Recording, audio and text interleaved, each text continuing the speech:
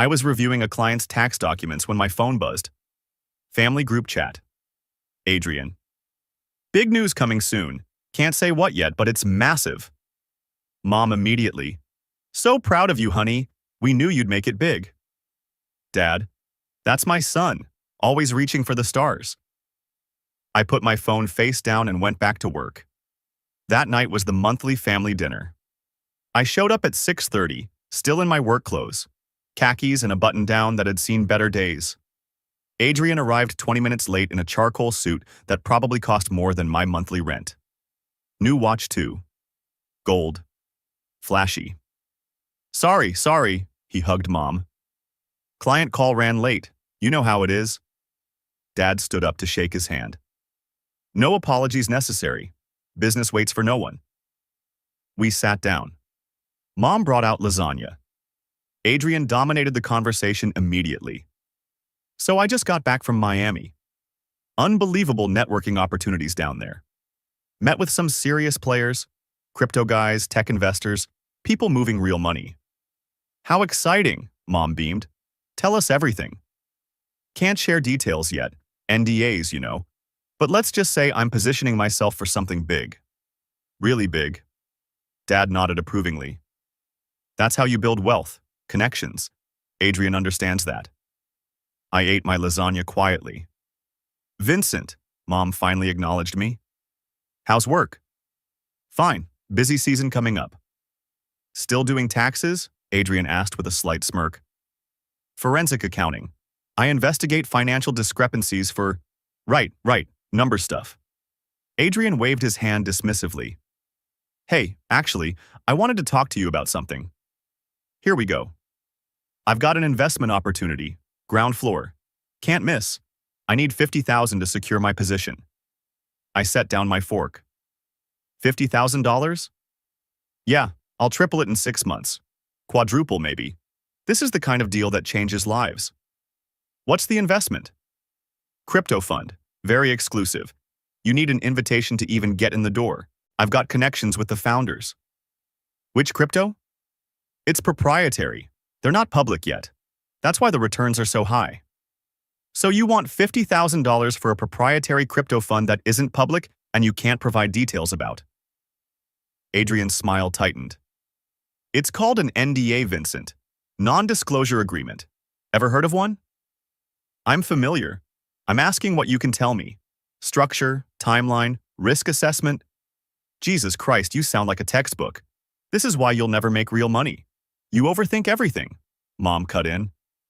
Vincent, honey, your brother wouldn't ask if it wasn't legitimate. I'm not saying it's not legitimate. I'm saying I need information before investing $50,000. Adrian leaned back. You know what? Forget it. I thought you'd want in on something big, but clearly you're not ready for this level. If it's legitimate, you can show me paperwork. I don't need to prove anything to you. I've got investors lined up. I was doing you a favor by offering you a spot. Then take their money. Wow. Adrian shook his head. That's really how it is? Don't you trust me? Trust isn't the same as due diligence. Family doesn't need due diligence. Family trusts family. Dad cleared his throat. Vincent, I think you're being unnecessarily difficult. Your brother has a track record of success. Look at how he's living. The car, the condo, the lifestyle. He clearly knows what he's doing. With all due respect, Dad, lifestyle isn't the same as sustainable income. Are you saying your brother's lying? I'm saying I'd like to see documentation before investing. Adrian stood up. You know what? I'm done. I tried to help you, tried to bring you into something real, and you throw it back in my face. Stay in your boring little cubicle counting other people's money. I'm going where the real opportunities are. He grabbed his jacket. Mom stood. Adrian, wait. No, Mom. He made his choice. I'm not wasting my time on someone who's too paranoid to recognize opportunity. He left. The door slammed. Mom turned to me, tears in her eyes. Why did you do that? Why can't you just support your brother? I asked basic questions about a $50,000 investment. That's not unreasonable. He's your brother. He wouldn't steer you wrong. Then he should be able to answer simple questions about the investment structure. Dad's voice was cold. You've always been jealous of him. Ever since we were kids. He succeeds, and you tear him down. I didn't tear anyone down. I asked for documentation. You insulted him in front of the whole family. You're not his financial professional. You're his brother. There's a difference. I stood up. Thanks for dinner, Mom. I should go. Vincent, please. I'll see you next month. I drove home to my apartment. 1 bedroom, modest, clean. I'd lived there for 3 years, paid my bills on time, saved steadily. Nothing flashy, but stable. I sat at my kitchen table and opened my laptop. Adrian's words kept replaying. You'll never make real money. You overthink everything. Maybe he was right. Maybe I was being paranoid. But something felt wrong. Really wrong. $50,000 for a crypto fund with no documentation. Proprietary. Exclusive. Ground floor opportunity. Every red flag I'd been trained to watch for in financial fraud cases. I pulled up my work database. As a forensic accountant, I had access to certain financial records, credit reports, public filings, business registrations. All legal, all part of my job. I typed in Adrian's name. Social security number I'd memorized from childhood tax forms when Dad used to let me help with the family taxes. The report loaded. Credit score, 580. I blinked. That couldn't be right. I scrolled down. Credit card debt, $87,400 across 6 cards. Personal loans, $50,600 across 3 lenders. Car lease, $850 month, 60 months remaining. Rent, $3,200 month based on his address. My stomach dropped. Total debt, $180,000. Give or take. Income reported on last tax return, $68,000. The math didn't work, not even close. I kept digging. Business registration, Adrian Consulting LLC, registered in Delaware 2 years ago. Bank account, Cayman Islands. Flagged for international wire transfers. I pulled the wire transfer records. Public information if you know where to look and have the right access. Transfers into Adrian's personal account from the Cayman LLC. $3,200 here, $5,800 there, $7,000, $4,600. Total over 2 years, $4,300. But where was the LLC getting the money? I traced the LLC ownership, shell company, registered to another shell company. Classic layering, 3 layers deep, I found it. Cascade Capital Partners. I Googled the name. First result, SEC investigation into alleged Ponzi scheme. Second result, investors lose 12 in crypto fund collapse. Third result, Cascade Capital founders charged with wire fraud. My hands started shaking. I clicked the first article. 8 months old. The Securities and Exchange Commission has opened an investigation into Cascade Capital Partners, a Miami-based cryptocurrency investment fund that promised returns of 40% annually. The fund collapsed in March after failing to produce returns for investors. Preliminary estimates suggest losses exceeding $12 million across approximately 300 investors. I kept reading. Cascade Capital, operated by recruiting new investors through exclusive networking events held at luxury venues in Miami, the Bahamas, and other high-end locations. Recruiters received commissions ranging from 5 to 10% of funds brought in. Recruiters. Networking events. Luxury venues. Miami. Bahamas. I pulled up Adrian's social media. Scrolled through the last 2 years. Photo. Adrian on a yacht. Caption. Another successful week in Miami. Nothing like networking with the best. Photo. Adrian at a rooftop party. Caption. Bahamas business retreat. When you love what you do, it's not even work. Photo. Adrian with 3 men in suits. Caption. Closed another deal with these legends. Big things coming. I reverse image searched the third photo. Found it on a blog post from 18 months ago. Cascade Capital's exclusive investor. Mixer, Miami edition. The 3 men were identified. 2 were now under indictment. I kept scrolling through Adrian's cached photos. Most were deleted now, but the internet remembers everything. Photo from 2 years ago. Adrian on a dock. Small plane visible in background. Caption: Private island business retreat. This is how the 1% operate. Comments under the photo, before Adrian deleted it. Dude, that's sick. What island? Adrian's reply: Can't say. Very exclusive. Invitation only. I zoomed in on the plane's tail number, ran it through an aviation database, registered to a shell company. Same type of layering as the Cayman LLC. I found 3 more deleted photos, all from island retreats, all with the same vague captions about networking and exclusive opportunities. Flight records showed Adrian made 4 trips to a private airstrip in the Caribbean over 18 months. The airstrip served one location, a privately owned island. I searched the island's owner. My blood went cold. Real estate mogul. Billionaire. Notorious for networking parties with powerful men. Currently under federal investigation for... I stopped reading. Adrian hadn't just recruited for a Ponzi scheme. He'd recruited people at parties on a private island owned by someone who was now facing charges I didn't even want to think about. I sat back in my chair. Adrian wasn't a consultant. He was a recruiter for a Ponzi scheme. And worse, the $50,000 he wanted from me? That would have made him another $2,500 in commission, if the fund hadn't already collapsed. That's why he was drowning in debt. The money had dried up 8 months ago when Cascade went under. He'd been living on credit cards ever since, maintaining the lifestyle to keep up appearances. All those business trips, all that networking. He'd been recruiting retirees and middle-class families to invest their savings into a scam that promised impossible returns. At parties on a private island owned by a man under federal investigation. And when it collapsed, he walked away with his commissions while they lost everything. My phone buzzed. Text from Adrian. Thanks for embarrassing me in front of the family. Real mature, Vincent. I stared at the message. Then at the screen full of evidence. Wire fraud. Securities violations. Participation in a Ponzi scheme. Private island parties with a man facing federal charges. My brother wasn't just in debt. He was a criminal. And my parents had no idea. I didn't sleep that night.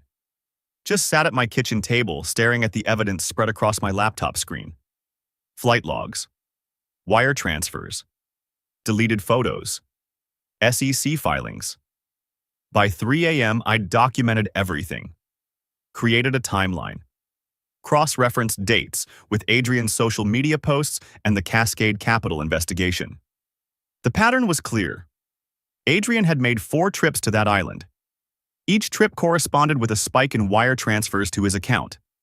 Each transfer happened within a week of a successful networking event he'd posted about. He'd recruited people on that island, brought them into the Ponzi scheme, took his commission. And when the scheme collapsed 8 months ago, those people lost everything while Adrian walked away with $41,000 in his pocket. Money he'd already burned through on his lifestyle. Hence the $180,000 in debt. I needed to confront him. But not at a family dinner. Not with mom and dad there to defend him immediately. I texted him at 7 a.m. We need to talk, just us. Coffee at Fletcher's, 10 a.m. He didn't respond for an hour. Then, why? Me. Just show up. Adrian. This better not be more paranoid bullshit. I got to Fletcher's at 9:45, ordered black coffee, sat in the back corner. Adrian walked in at 10:15. Sunglasses even though we were indoors. Designer jeans. Polo shirt that probably cost $200. He sat down without ordering anything. What's this about? I'm busy. I know about Cascade Capital. His face didn't change, but his jaw tightened just slightly. What are you talking about? I pulled out my phone, showed him the screenshot of the SEC investigation. Cascade Capital Partners, Miami-based crypto fund, Ponzi scheme, $12 million in losses. You were a recruiter. Got 5% commission on investments you brought in. Adrian stared at the screen, then laughed. That's what this is about? You think I was involved in some scam? I don't think. I know. I have your wire transfers from the Cayman LLC. 41,000 over 2 years, all from Cascade. His smile faded. I traced your flight logs. 4 trips to a private island in the Caribbean. The same island where Cascade held exclusive investor retreats. The same island owned by a guy who's now under federal investigation. Vincent, you recruited people at parties on that island, brought them into the fund, took your cut. And when it collapsed, you kept the money while they lost their retirement savings. Adrian leaned forward. You don't know what you're talking about. I'm a forensic accountant. This is literally what I do. I know exactly what I'm talking about. It was just networking. I didn't know it was a scam. You took 41,000 in commissions. You knew. His voice dropped. Prove it. I can, easily. Wire transfers, flight logs, cached social media posts. It's all documented. So what? You're going to report me? I should. I'm your brother. You're a criminal who scammed people out of their life savings. Adrian stood up. You self-righteous prick. You sit in your little office judging everyone, acting like you're so much better than me because you follow every stupid rule. I follow the law. That's not self-righteous. That's basic ethics. Ethics? You want to talk about ethics? You're threatening to destroy your own brother's life. You destroyed 300 people's lives. I'm just documenting it. His face went red. If you report me, I'll tell Mom and Dad you made everything up, that you've been jealous of me for years and you're trying to ruin me. Go ahead. I have evidence. What do you have? I have their trust. They'll believe me over you. Maybe, but that won't stop the FBI from investigating once I submit my report. Adrian's expression changed. Fear flickered across his face. Vincent, please. I'm drowning here. I made mistakes, okay? I admit it. But I can't go to prison. I can't. You should have thought about that before you recruited people into a Ponzi scheme. I'll pay it back. All of it. I'll get a real job. I'll pay back every cent. You can't pay back $12 million. Not the whole fund, just my commissions. I'll give back the 41,000. You don't have 41,000. You have negative 180,000. He sat down again. Put his head in his hands. I'm screwed. I'm completely screwed. Yeah, you are. He looked up. What do you want? Money? I'll get you the 50,000 somehow. Just don't report me. I don't want your money.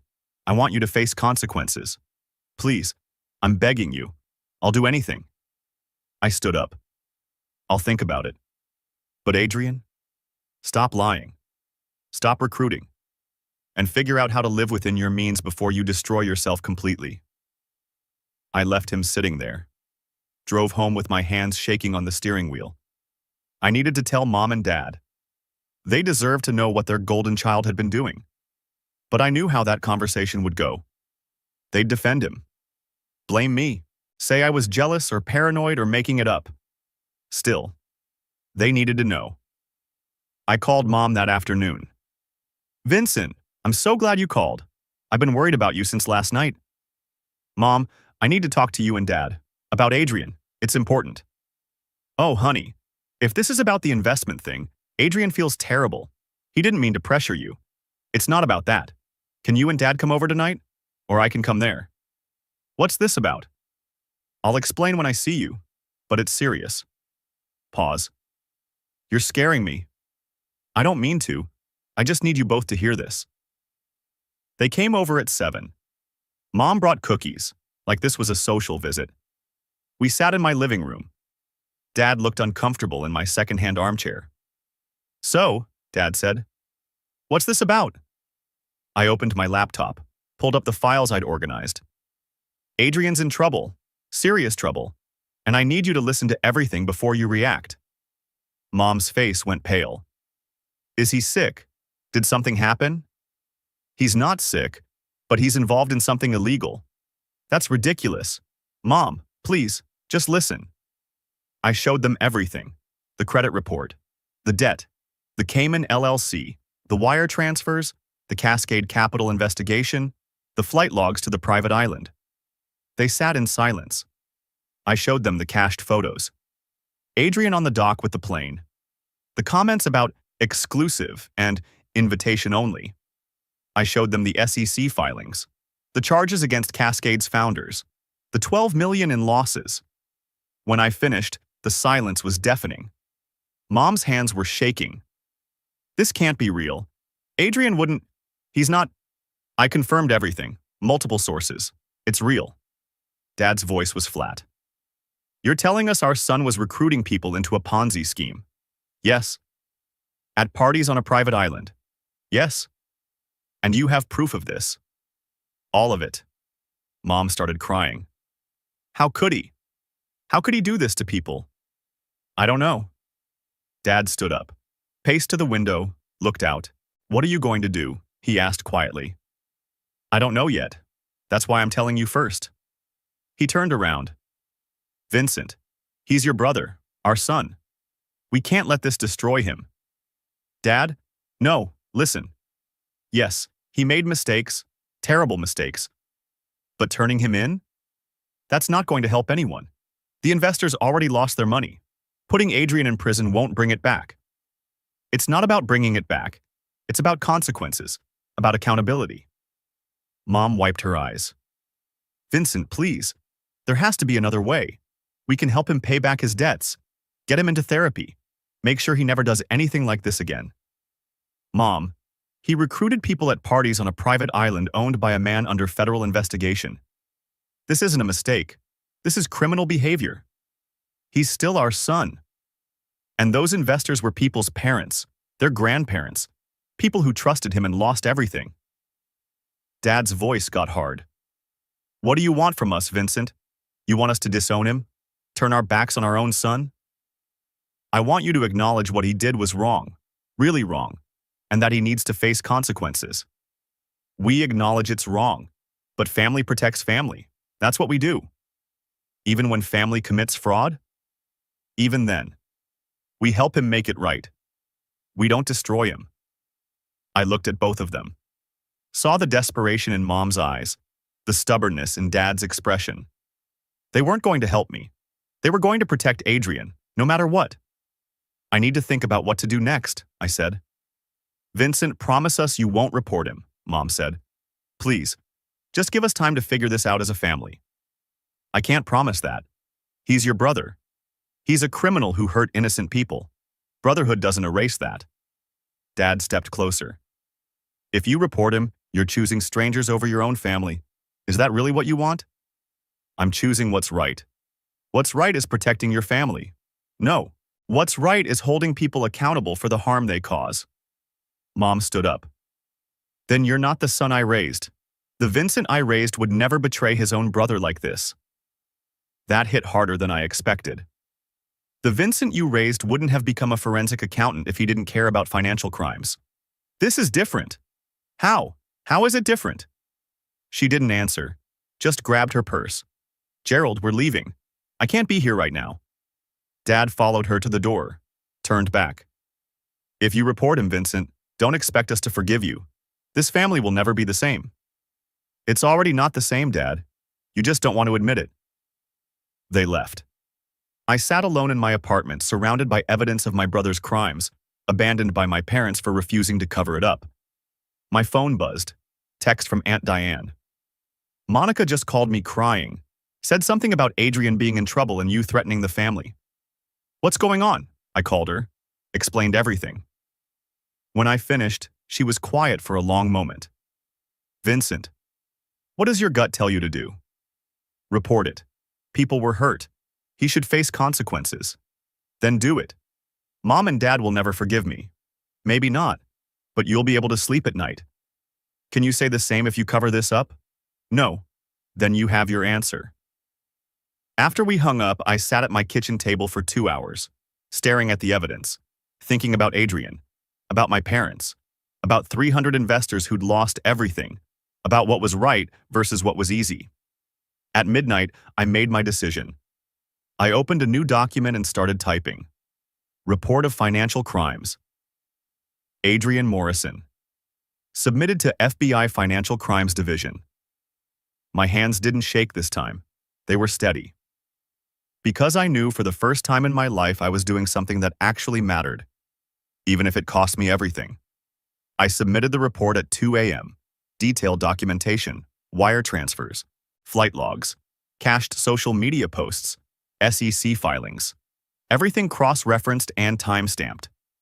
27 pages. I included a cover letter explaining my relationship to the subject and my credentials as a forensic accountant. Made it clear I had no financial interest in the outcome, just a legal and ethical obligation to report financial crimes. Hit submit. Closed my laptop. Went to bed. Didn't sleep. The next morning, my phone started ringing at 7 a.m. Adrian. I didn't answer. 11 more calls over the next hour, then texts. What did you do? Call me now.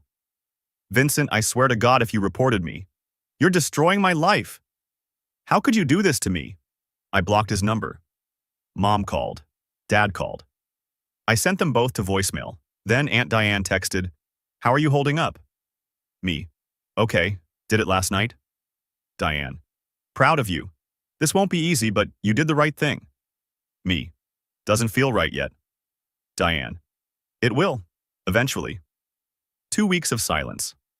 I went to work, came home, ate alone, slept badly. No contact from my family. I'd expected that. What I hadn't expected was the relief. No more group chat drama. No more Adrian bragging about fake success. No more mom asking why I couldn't be more like my brother. Just quiet. 3 weeks after I submitted the report, I got a call from an unknown number. "Mr. Morrison, this is Special Agent Hayes with the FBI Financial Crimes Division. Do you have a few minutes to talk?" My stomach dropped. "Yes. We received your report regarding Adrian Morrison. I wanted to let you know we've opened an investigation based on your documentation." "Okay." "Your evidence was extremely thorough. We've been building a case against Cascade Capital's associates for months, but we didn't have Adrian Morrison on our radar. Your report filled in significant gaps. What happens now?" "We'll be conducting interviews, subpoenaing records, coordinating with the SEC. This will take time, but I wanted you to know your report is being taken seriously." "Thank you." "Mr. Morrison, what you did took courage. A lot of people wouldn't report a family member, but 300 investors lost their savings because of people like your brother. You gave them a chance at some measure of justice." After he hung up, I sat in my car outside my office for 20 minutes. 300 investors. Real people, with families, retirements, dreams. People Adrian had smiled at, charmed, recruited into a scam that promised impossible returns. People whose money had paid for his Porsche, his condo, his watches, his lifestyle. While he flew to private island parties and posted about networking with the 1%. 4 weeks after the call from Agent Hayes, Adrian got served with a subpoena. I know because Aunt Diane told me. Apparently, the whole family knew within an hour. Adrian called an emergency family meeting at my parents' house. I wasn't invited, but Aunt Diane was. And she recorded the whole thing on her phone. She sent me the audio file that night. I listened to it once. It was enough. Adrian's voice panicked. "The FBI is investigating me. They have documents, wire transfers, everything. Someone reported me." Mom. "Who would do that?" Long pause. Adrian. "Vincent." Chaos. Everyone talking at once. Dad's voice cutting through. "Are you sure?" Adrian. "Who else knew? Who else would have access to all that information? It was him. It had to be him." Mom crying. "He really did it. He really turned in his own brother." Dad. "I'll call him. We'll fix this. We'll explain it was a misunderstanding." Adrian. "It's too late. The FBI doesn't investigate misunderstandings. I could go to prison." Someone else sounded like my uncle. "What exactly did you do, Adrian?" Adrian.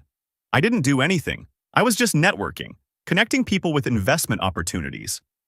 Aunt Diane's voice. "Investment opportunities that turned out to be a Ponzi scheme." Adrian. "I didn't know it was a Ponzi scheme." Diane. "You took $41,000 in commissions. You knew something was wrong." Adrian. "Whose side are you on?" Diane. "The side that doesn't defend financial fraud." Dad. "Diane, that's enough. This is family business." Diane.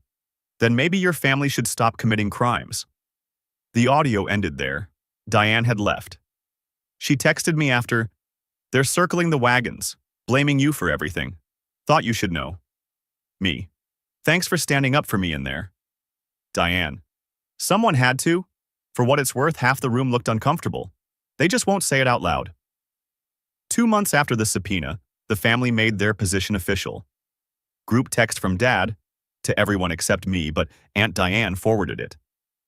After much consideration, Monica and I have decided to stand by Adrian during this difficult time.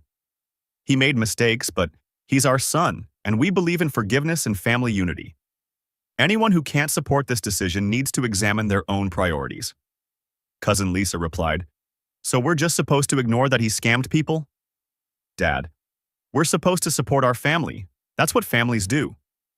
Lisa, "Even when they're criminals?" Dad, "He hasn't been convicted of anything, and these charges are based on information provided by someone with a personal vendetta. We all know who." Lisa, "Vincent didn't have a vendetta. He had evidence." Dad, "Lisa, if you're going to defend Vincent over your own cousin, maybe you should rethink your place in this family." Lisa, "Maybe I will." She left the group chat. Texted me an hour later. "Just wanted you to know I believe you. What Adrian did was wrong. Don't let them make you feel guilty." Me, "Thanks. That means a lot." Lisa, "Mom says half the family is privately on your side. They're just scared of your parents." Me, "Scared of what?" Lisa, "Being cut off. Your parents have made it clear you're either with Adrian or against the family."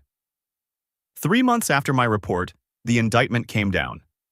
Adrian Morrison charged with wire fraud, conspiracy to commit securities fraud, and money laundering. It made the local news. Small story, but there.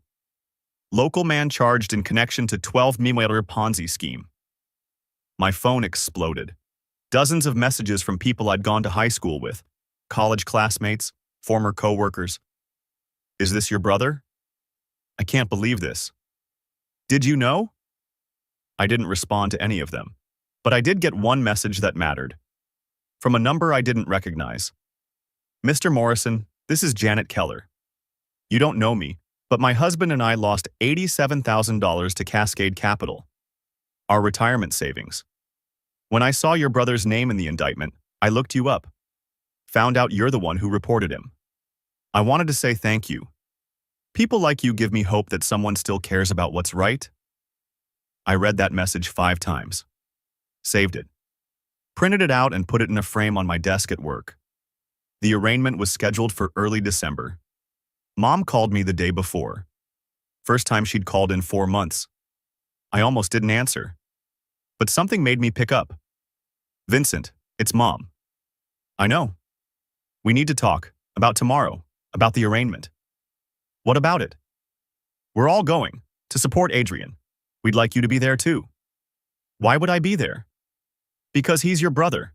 And despite everything, we're still a family." "Mom, I reported him to the FBI. I'm the reason there's an arraignment. Why would I show up to support him?" "To show that you're not vindictive. That you still care about him. That this was about doing what you thought was right, not about destroying him." "It wasn't about destroying him. It was about holding him accountable." "Then show that by standing with your family tomorrow." "You mean stand with him? Publicly? Like I support what he did?" "No one's asking you to support what he did. Just support him as a person, as your brother." "I can't do that." "Vincent, please. If you ever loved him." "I did love him. That's why this hurts so much. But I can't stand next to him in a courtroom and pretend what he did was okay." "It's not about pretending." "Yes, it is. That's exactly what it's about. You want me there to show family unity, to make him look sympathetic, to help his case, and I won't do it." "Then you're choosing strangers over your family." "I'm choosing victims over a criminal. There's a difference." She hung up. I sat there for a long time after, staring at my phone. The arraignment happened without me. Aunt Diane texted me updates. Whole family showed up in matching colors, navy blue, like a uniform. Adrian pleaded not guilty. "Your parents are crying, making a scene. trying to look sympathetic for the press. It's working. Local news is calling it a tragedy for the family. I didn't watch the coverage. The preliminary hearing was set for February, 2 months away. In that time, Adrian's lawyer tried every tactic, claiming the evidence was obtained illegally. It wasn't. I had legal access through my work. Claiming I had a personal vendetta. I didn't. I had a professional obligation. Claiming Adrian was a victim himself, manipulated by Cascade's founders. He wasn't. He knew exactly what he was doing and took his cut. Every motion was denied. The prosecution's case was solid, because I'd documented everything. In January, Adrian's lawyer reached out to me directly. Left a voicemail. "Mr. Morrison, this is David Blackwell representing your brother. I'd like to discuss your testimony at the upcoming hearing. It's in everyone's best interest to present a united front. Please call me back." I didn't. He called again. "Mr. Morrison, I understand there's been family tension, but this is about your brother's future. A conviction could mean years in prison. I'm sure that's not what you want. We should talk." I called Agent Hayes instead. "Is Adrian's lawyer allowed to contact me like this?" "Technically, yes, but it's inappropriate. He's trying to influence your testimony. Don't engage with him." "I won't." "Good. Because we need you for the hearing. Your testimony is crucial." "I'll be there." The hearing was February 14th, Valentine's Day. Ironic. I took the day off work, wore a suit, drove to the courthouse. The prosecution had prepped me the week before. What to expect, how to answer questions, staying calm under cross-examination. I walked into the courtroom at 9 a.m. My entire family was there. Front row behind Adrian's table. Mom, Dad, Adrian, aunts, uncles, cousins I hadn't seen in years. All wearing navy blue again. They saw me walk in, sit on the prosecution's side. Mom's face crumpled. Dad's expression hardened. Adrian stared at me with pure hatred. The hearing lasted 4 hours. I testified for 90 minutes. Walked through every piece of evidence. Wire transfers, flight logs, social media posts, the Cascade Capital investigation, the private island trips. Adrian's lawyer tried to shake me. "Isn't it true you've always been jealous of your brother's success?" "No." "Isn't it true you refused to invest in his opportunity and held a grudge?" "No." I asked for documentation. He couldn't provide it because it was fraudulent. "Isn't it true you obtained this information illegally by accessing confidential records?" "No. I obtained publicly available information and information I had legal access to through my professional credentials as a forensic accountant." "Isn't it true you're testifying today because you want to destroy your brother?" "No. I'm testifying because 300 people lost their life savings and someone needs to be held accountable." The lawyer sat down. When I stepped off the stand, I walked past my family. None of them looked at me. The judge ruled there was sufficient evidence to proceed to trial. Adrian's bail was revoked due to flight risk. He'd be held until trial. Mom screamed. Dad held her. Adrian was led out in handcuffs. As they took him past me, he stopped. Looked me dead in the eye. "I hope you're happy. You destroyed me." I met his gaze. "You destroyed yourself. I just documented it." Outside the courthouse, reporters swarmed. I pushed through them without commenting. Got to my car, locked the doors, sat there shaking. My phone buzzed. Text from Aunt Diane. "You were incredible in there. Proud of you." Me. "Thanks. I feel like I'm going to throw up." Diane. "That's normal. You just testified against your brother. Anyone would feel sick." Me. "Did I do the right thing?" Diane. "Yes, without question." I drove home, collapsed on my couch, stared at the ceiling for 2 hours, felt nothing. Then everything. Then nothing again. My phone rang. Unknown number. I answered anyway. "Mr. Morrison, this is Janet Keller again. I was at the hearing today, sitting in the back. I heard your testimony." "Okay." Her voice broke. "Thank you. Thank you for standing up there and telling the truth. Thank you for not protecting him just because he's family. You gave us hope that justice still means something." After she hung up, I finally cried. Not because I regretted what I'd done, but because it had cost me everything. And somehow, that made it worth it. The trial lasted 3 weeks. I testified twice. Adrian's lawyer tried harder the second time to paint me as vindictive, jealous, untrustworthy. It didn't work. The wire transfers didn't lie. The flight logs didn't lie. The deleted social media posts didn't lie. Numbers never do.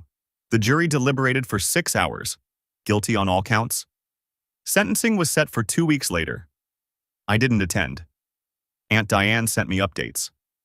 4 years federal prison, $180K restitution to victims, 3 years supervised release after.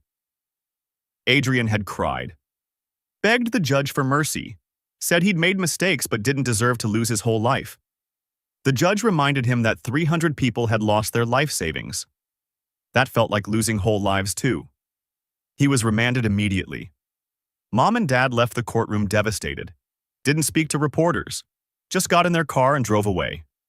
I got one text from Dad that night. I hope you can live with what you've done. I deleted it. 6 months after Adrian went to prison, Mom called from another new number. I answered. Vincent. Her voice was hollow. Your brother's in prison. Your father barely speaks. Our friends stopped inviting us places. The church asked us to step back from volunteering. Our family is destroyed. Adrian destroyed it. I just refused to help hide it. You could have handled this privately. Family therapy, repayment plans. You didn't have to destroy him publicly. 300 people lost everything. It wasn't private. They were strangers. They were people, real people, with families. And Adrian took everything from them so he could pretend to be successful. Silence. I don't know if I can forgive you for this, she said. I'm not asking you to. She hung up. I didn't hear from them again for over a year. Life got quiet. Simpler. I got promoted at work. Senior forensic accountant. Led my own team on a major embezzlement case. We recovered $4 million for a nonprofit that had been systematically drained by their CFO. Started dating someone. Her name was Rebecca. She was a teacher. Kind, grounded, asked good questions. Told her about Adrian on our 5th date. That must have been impossible, she said. It was necessary. Still, losing your family over doing the right thing. That's not fair. Life's not fair, but at least I can sleep at night, she smiled. That's what I like about you. You actually mean that. 2 years after Adrian went to prison, I got a letter. From him. Prison envelope. Shaky handwriting. Vincent, I've had a lot of time to think. About what I did, about the people I hurt, about you. I hated you for a long time. Blamed you for everything. Told myself you destroyed my life out of jealousy. But my therapist here keeps asking me, who made the choices that led to prison? Vincent or you? And the answer is me. Every time. I recruited those people. I took the money. I knew the returns were impossible. I just didn't care because I liked the lifestyle. I'm sorry. For what I did to those investors. For asking you to invest. For dragging you into my mess. For hating you when you were the only one telling the truth. I don't expect forgiveness. I don't deserve it. But I wanted you to know I finally get it. You didn't destroy me. I destroyed myself. You just refused to help me cover it up. Adrian. I read it 3 times, put it in a drawer. Didn't respond. But I didn't throw it away either. 6 months later, Adrian was released early for good behavior. 2.5 years served. Aunt Diane told me he moved to a halfway house in another state. Got a job in a warehouse. Was living quietly. He asked about you, she said. Asked if you were doing okay. What did you tell him? That you're doing great. And that if he wants to talk to you someday, he needs to earn it first. Good answer. 3 years after the trial, I got invited to a victim restitution hearing. Janet Keller was there. The woman who'd lost $87,000. She'd gotten back $18,000 through the restitution process. Not everything, but something. She hugged me when she saw me. You changed my life, she said. Not because of the money, because someone finally cared enough to hold him accountable. That meant more than you know. On the way out, I ran into Agent Hayes. Mr. Morrison, good to see you. You too. Wanted you to know, your report led to 3 more arrests. Associates of Cascade we didn't know about. Your documentation was airtight. Glad it helped. More than helped. You probably saved dozens of people from getting scammed by them in the future. He shook my hand. The Bureau needs more people like you. That night, Rebecca asked how it went. Good. Weird. But good. Do you regret it? Any of it? I thought about it. Really thought. No. I lost my parents. My brother. Most of my extended family. But I kept something more important. What? My integrity. She kissed me. That's the right answer. 4 years after the trial, I got a text from an unknown number. This is Adrian. I know I don't have the right to reach out, but I wanted you to know I've been working at the warehouse for 2 years. Paid back $31,000 in restitution so far. Living in a studio apartment, driving a used Civic, doing things the right way. Another text. I'm not asking for a relationship. Just wanted you to know I'm trying, and that I'm sorry. For everything. I stared at the messages. Showed Rebecca. What are you going to do? She asked. I don't know yet. 3 weeks later, I replied, glad you're trying. Keep going. Short, neutral, but not nothing.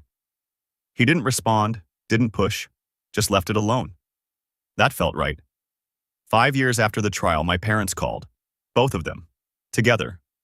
Speakerphone. Vincent, we'd like to talk, if you're willing. I met them at a coffee shop, neutral ground. They looked older, smaller somehow. We sat in silence for a minute. Then Dad spoke. We were wrong, about everything, about Adrian, about asking you to cover for him, about cutting you off when you did the right thing. Mom nodded. We spent 5 years blaming you, but you weren't the problem. We were. We enabled him. Made excuses. Ignored every warning sign. Why now? I asked. Because Adrian told us to, Dad said. He called us last month, said he'd been writing to you, that you responded. He said if we ever wanted you back in our lives, we needed to actually apologize, not just say words, actually mean them. Do you? Mean them? Yes, Mom said. Her eyes filled with tears. I'm so sorry, Vincent, for everything, for choosing him over you, for making you feel like you had to prove yourself, for not seeing what you accomplished on your own. Dad cleared his throat. We're proud of you. Should have said that years ago. You did something incredibly hard. Stood up when everyone else sat down. That takes character we didn't appreciate. I sat with that for a moment. I don't know if we can have a relationship again, I said. Not like before. We understand, Dad said. We just wanted you to know we're sorry, and that if you ever want to try, we're here. On your terms, Mom added. Whatever you're comfortable with. I left an hour later. Didn't promise anything. Didn't commit to dinners or holidays. But I didn't close the door completely either. 6 months after that coffee, Rebecca and I got engaged. I invited my parents to the engagement party. Small gathering. They came. Stayed in the background. Didn't make it about them. Adrian sent a card. Congratulations. Nothing more. At the party, Aunt Diane pulled me aside. You know what I'm most proud of? She said. What? You didn't let them break you. You lost everything and stayed standing. That's real strength. I didn't feel strong. I felt alone. Strength isn't not feeling alone. It's doing the right thing even when you are alone. I thought about that a lot after. 7 years after the trial, Adrian paid off his full restitution. $180,000. Took him 5 years of warehouse work, night shifts, living in a studio apartment, driving that used Civic. He texted me when he made the final payment. Done, finally. Me. That's good, really good. Him. Thank you. For what you did. Took me 7 years to say it, but thank you. Me. You did the work, that's on you. Him. Still. Thank you. We started texting occasionally after that. Surface stuff. Nothing deep, but consistent. Maybe someday we'd be brothers again. Maybe not. Either way, I was okay. Because I'd learned something important through all of this. Doing the right thing doesn't always feel good. It doesn't always lead to happy endings or reconciliation or family unity. Sometimes it just leads to being able to look at yourself in the mirror without flinching. And that's enough. I'm a forensic accountant. I follow the numbers. And the numbers never lie. Not about fraud. Not about consequences. Not about what matters. 7 years ago, I had a choice. Protect my brother or protect the truth. I chose the truth. Lost my family, found my integrity, and built a life I'm actually proud of. That's the only number that matters now.